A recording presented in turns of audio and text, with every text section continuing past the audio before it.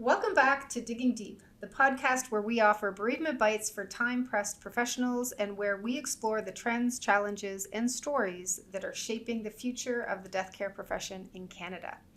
I'm your host, Heather Kiteley, President and CEO of GFD and second-generation funeral director.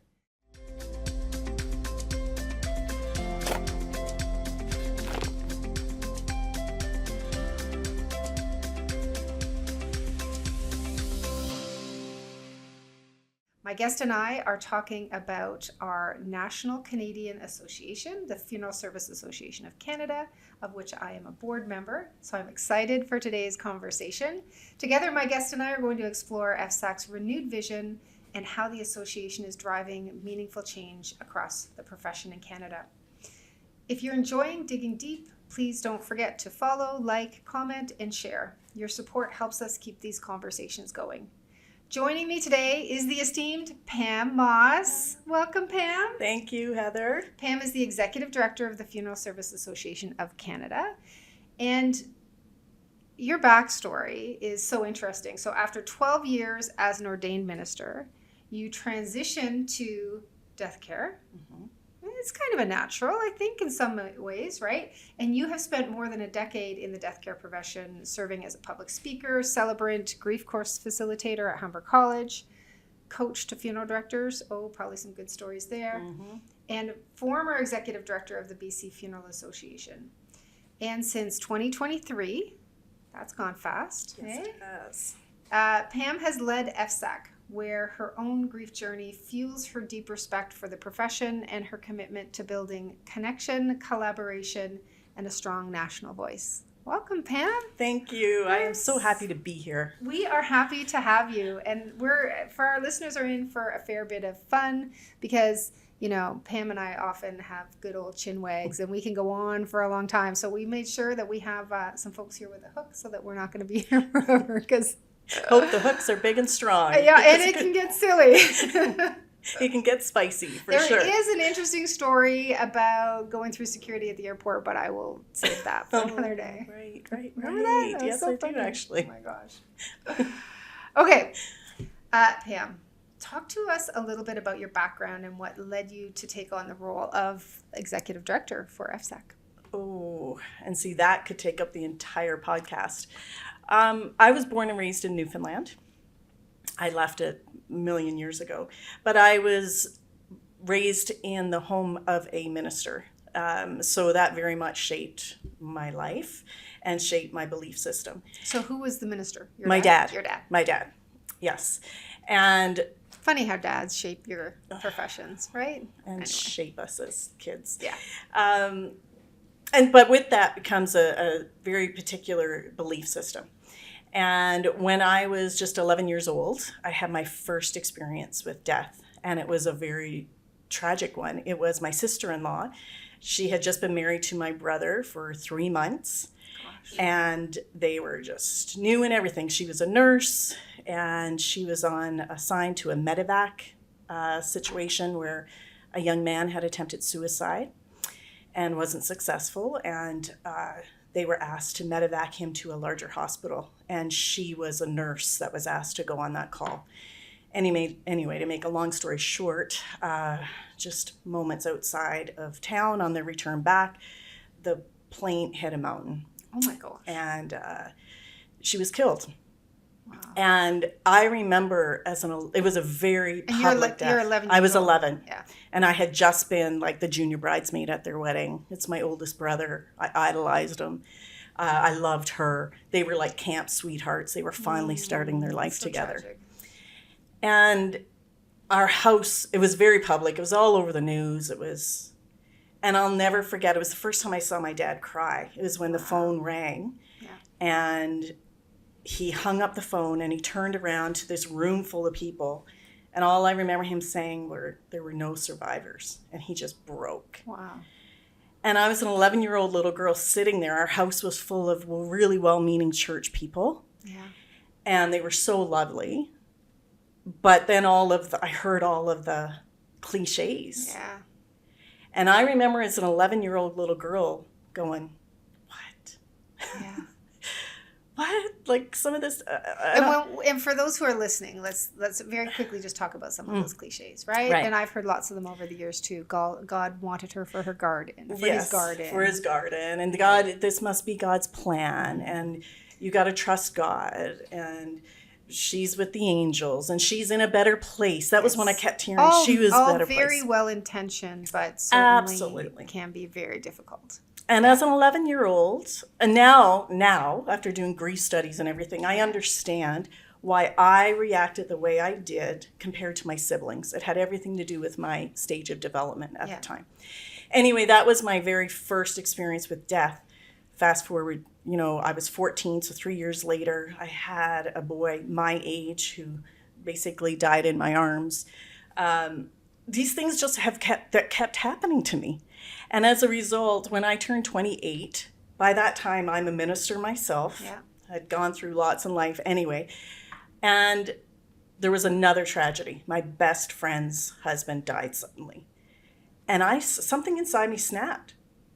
It absolutely snapped. And I realized, I had such an extreme reaction to death. And on the outside kept it all together, but inside was screaming, right? Screaming at God, screaming at all these cliches. Anyway, I got myself into some therapy when I realized, this is probably not good. Good for you. Many of us go the entire time of our lives without doing anything about it. No, it was extreme. Yeah. And I knew some work needed to be done. And fast forward, it was quite a few years. It was I was 40 before I got into this profession. But I always had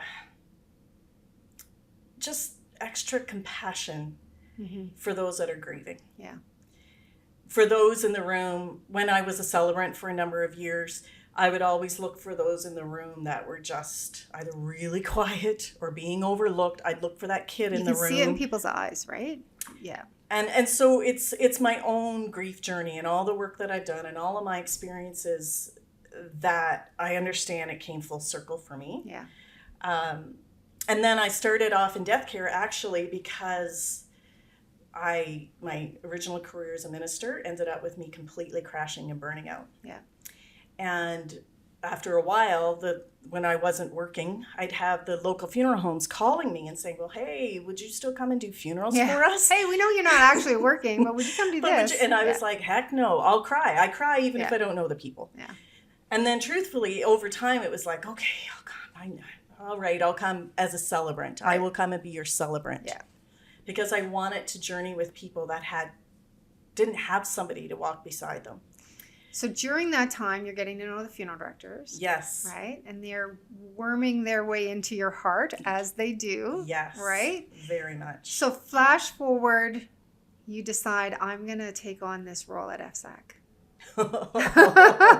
Well, it all started during COVID when I was no longer speaking at conferences because there were no conferences. Right. Yeah. I was no longer doing funeral services as a celebrant, or if I was, it was through Zoom, we didn't have any and it was just so impersonal. Hardly. Yeah. Anyway, life had changed, and the BC Association were looking for an executive director, and that's when it started. So I was there for a couple of years, had a phenomenal experience with the BC Funeral Association, but then I saw that FSAC was looking for an executive director. Yeah. And even though I was totally content in BC, but there was something within me that I thought, okay, I've lived literally coast to coast. I lived in Newfoundland. I was now living in British Columbia. I had 20 plus years in Ontario. I felt like, okay, I kind of know Canadians to a degree. I've lived and I understand their kind of customs and traditions around death. And you knew funeral directors. And I knew funeral directors. Because you'd been doing speaking. Yeah, right. And I knew that FSAC was in a place where it wanted to do something new. Yeah. Where it was this association that had done incredible work for 100 years at that time, 102 years. But they knew that it was a different day. Things are shifting. Things are changing. Shifting. That's the reason we're having this podcast, right? Is because everything is changing. Exactly. And so for some reason I thought, hey, why sounds why like not fun. Throw my hat in the ring, Because I'm at that stage of life too, where I know I have another, decade in me to give some good years. And I thought, if I could leave my thumbprint nationally and just work with amazing people to help shift and leave an impression and an impact on this profession that I so believe in. So that's what fueled me for it. Right. I was like, it's going to be a challenge. Let's go for it. As long as I'm surrounded by good people, I'm up for it. And that's when I joined. And that's when. Right. Fulfilling that dream. No, yes. I'm just kidding. So, okay. So one of the things that you do exceptionally well, I think, in this role is that you're very good at sort of bridging people together, right? And very early on in my work at FSAC, I noticed that you were the mantra that you would repeat often was better together. Right. And I think the story behind that is it kind of happened a little bit by serendipity, right? And then it just sort of took hold. So talk to me a little bit about that, how things are, so the momentum that we're starting to gain at FSAC and the renewed vision and how better together is kind of taking on a life of its own. Absolutely. That is something that excites me. I think because I had come from the BC Association first, I came in and I kind of knew then how provincial associations worked. And I thought, man, if we could all we're all doing the same thing. We could all just get along. We could all just play nicely in the sandbox. Or talk to each other, right? We're all doing the same thing. We're wanting to go in the same direction. What if we collaborated? We could be so effective. And so I can't take full credit for it, though, because it was at one of the provincial associations, because very early on, I said one of our mandates, I want to make sure that either myself, the president of FSAC, or board members are present at every single provincial association conference across this country. Just simply to be there so that they know we're cheering them on. We're there to support them. And listen. And we're there to listen, to have conversations with Canadians coast to coast. FSAC has some history. I wanted to hear firsthand, talk to me, what's been your experience? And then the first year and a half for sure, if not 2 years, we're just listening. And then taking that back to the board and saying, hey, this is what the word on the street is. But then the better together came from, at one of those provincial conferences, Ken Mundane, actually from WCCA, Western Canada Cemetery Association, saying to me, hey, I hear that you're doing a conference in Winnipeg. Our association was thinking of doing a conference in Winnipeg. Maybe would you consider collaborating? And that's how it started. And I even talked to Ken today. I saw him and I said, Ken, I credit you that initial conversation to say, this is something we probably need to be doing. And that started us. Now we will not do a provincial conference unless we are partnering with one of the provincial associations. Right, like a national conference will not be held unless there is a provincial support for that. Thank you. You just said that so nicely. Yes, that's exactly it. And that just then, and the first conference was in Winnipeg, and we entitled it Better Together. And I remember we were a little skeptical about that conference, right? I missed it. Of course, my dad had passed away, so I missed that conference. But it was amazing, from what I hear. It was amazing. It was, no offense to Winnipeg, but people were like, Winnipeg? And then there was something in the air. That's what people kept saying. There's a buzz here. There's something. And I kept hearing, what is happening at FSAC? Like, what is going on here? And it was all about the vibe. Because the structure, we had tweaked the structure for sure. We condensed it. We tweaked some things. But it was the overall vibe that the conversations people were having, the people were like, what is going on here? Well, and I think a big part of that was just that, especially through COVID, right? And post-COVID, there was so much negativity because it was exhausting. Like COVID on our profession was just, I know it touched everyone, right? Especially exhausting for everyone in our space. And so emerging from that, and I think what FSAC really brought to the table was that positivity that, hey, we're in this together, right? And isn't there a story from Winnipeg that you were telling me earlier about one of our fellow board of directors. Right. Tell that story. I think it's awesome. Awesome. I loved it. So Bill Sampson, who is known to everybody, a lot of people across the country, Bill was there, and him and his partner Paul had recently purchased Belvedere Funeral Home, a PEI. Right. And so Bill was no longer with Dodge. And so they were there as fairly new owners. Just there as owners, right? Yeah. And they hadn't, Belvedere, like Bill, he knew of FSAC, of course, for years. For sure. Anyway, they're there and they're looking around. He'd probably been at trade shows and things like that. Of course. Yeah. And he's like, he was one of the ones saying, what's going on here, Pam? Yeah. And I remember him coming, because Bill and I kind of had an instant connection just as East Coast buddies. Yes. And he said, what is happening here? Talk to me about what's going on. The vibe here, like I just sense something new is happening with FSAC. Yeah. And I think I want to be a part of it. So much so, he went back, him and Paul had big discussions, and then, make a long story short, Bill is now one of our board members. He is, yeah. And because he said, I don't want to miss out. Yeah. I see the tide is turning at FSAC, and I want to get in on it. I want to be there. And his voice is so important at the table, right? Absolutely. So talk a little bit about the diversity of the board, because I don't think that we talk about that enough. I think people just sort of make assumptions about who's on the board at FSAC, but it's such a diverse group of people, right? It is. Salt of the earth is how I describe the people on our board, and you are one of them, Heather. But I say that to everybody. I love the people on our board. So sincere, so wonderful. But let's talk about like the diversity of the board, which I think is really cool. So we have people from literally across the country. We have independent funeral home owners. We have corporate. We have suppliers. It's such diversity. There's 11 board members now. Yeah.